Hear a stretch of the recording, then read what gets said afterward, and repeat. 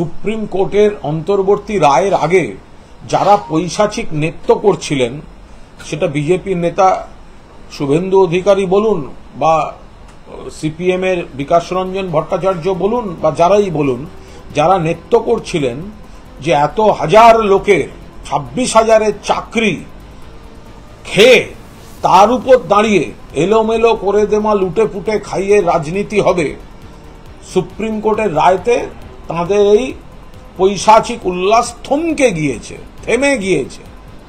ফলে তারা তাদের মতো করে আদালত প্রসিডিংস ব্যাখ্যা করছেন।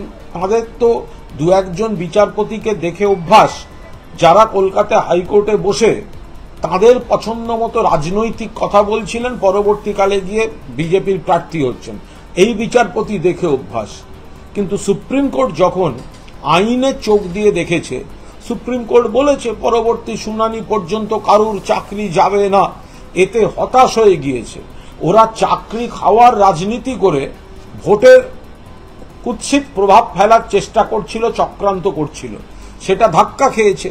তাই এখন আনুষঙ্গিক বড় বড় কথা বলে নাটক করে ইস্যুটাকে জিয়ে রাখার জন্য, মুখ রক্ষার জন্য এই চেষ্টা করে যাচ্ছে, আজে বাজে কথা বলে যাচ্ছে।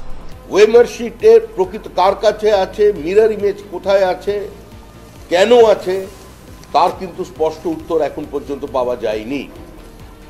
এবং স্বাভাবিকভাবেই প্রত্যেক স্টেক হোল্ডারদের কথা সুপ্রিম কোর্টকে শুনতে হবে। সেজন্য একটা অন্তর্বর্তী স্থগিতাদেশ তারা দিয়েছেন এবং 16 জুলাই, সম্ভব 16 জুলাই তো পরবর্তী শুনানির দিন। আমরা চাই যে যোগ্য যারা চাকরি প্রাপক আছেন তারা স্বপদে বহাল থাকুন, তাদের রক্ষা কবচ দিতে বিজেপি বদ্ধপরিকর, তাদের সহযোগিতা করতে। কিন্তু সমস্ত বিষয় যে শেষ হয়ে গেছে, দুশ্চিন্তার আর কোনো কারণ নেই, এটা মনে করারও কোনো বিষয় নেই। যারা মনে করছেন যে রাজ্য সরকারের যে মূল উদ্দেশ্য ছিল যে কোনো মূল্যে সিবিআই তদন্ত বন্ধ করতে হবে, সিবিআই তদন্ত বন্ধ হয়নি। এসএসসি যাদের অযোগ্য বলে ডিক্লেয়ার করছে, যারা সাদা খাতা দিয়ে চাকরি পেয়েছিলেন বা যাদের র্যাঙ্ক জাম্পিং হয়েছিল, তাদের কাস্টাডি অ্যান্ড ট্রায়াল এর যে নির্দেশ, তাদের হেফাজতে নিয়ে জিজ্ঞাসাবাদ করার নির্দেশ, সেটা কিন্তু বহাল আছে।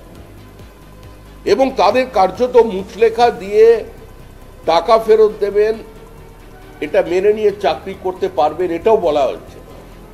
এর অর্থ কি? যে সামনের দরজা বন্ধ হলেও ক্যাবিনেটের ভেতরে যে কোনো দিন পাশ থেকে কেউ ঢুকে পড়তে পারেন। সেটা অবশ্য তৃণমূল কংগ্রেসের চিন্তার ব্যাপার, সেটা নিয়ে আমাদের কিছু বক্তব্য নেই।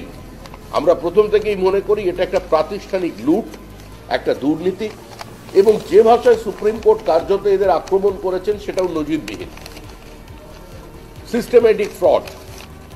এর থেকে আর শব্দ, মানে এর থেকে কঠিন শব্দ আর মনে হয় ব্যবহার করা সম্ভব ছিল না।